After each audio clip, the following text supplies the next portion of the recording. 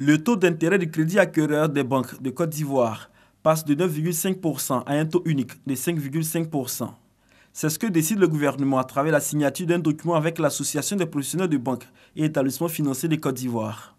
Ce document fait partie des nouvelles conditions applicables au guichet du compte de mobilisation pour l'habitat. Et si les banques ont des difficultés, elles se retournent vers le compte de mobilisation pour l'habitat pour se refinancer à 2%.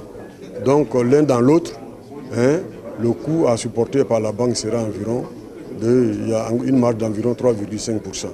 Donc c'est pour vous dire vraiment que ce sont de très bonnes conditions.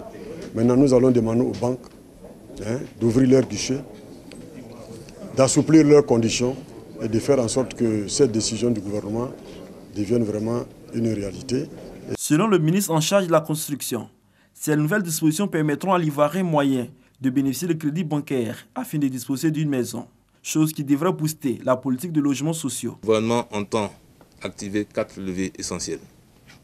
Premièrement, la maîtrise, la sécurisation et la bonne gestion du foncier. Deuxièmement, l'industrialisation de la chaîne de production des logements. Troisièmement, le recours à des promoteurs plus performants avec des capacités techniques et financières avérées. Et quatrièmement, la dynamisation des instruments financiers dédiés au secteur de l'habitat, plus précisément le Fonds social de l'habitat, le compte de mobilisation de l'habitat et le compte des terrains urbains.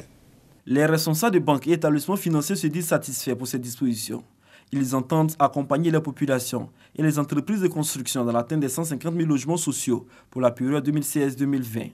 Une fois que ces conditions d'éligibilité sont respectées, les banques pourront bien entendu faire le crédit. Les banques feront donc le crédit à ce taux de 5,5% sur la période indiquée, c'est-à-dire de 11 à 20 ans. Le compte de mobilisation pour l'habitat est un instrument créé afin d'améliorer les conditions du crédit des ménages pour la cession à la propriété de l'habitat social économique et de concourir au refinancement des crédits acquéreurs consentis par les banques et établissements financiers.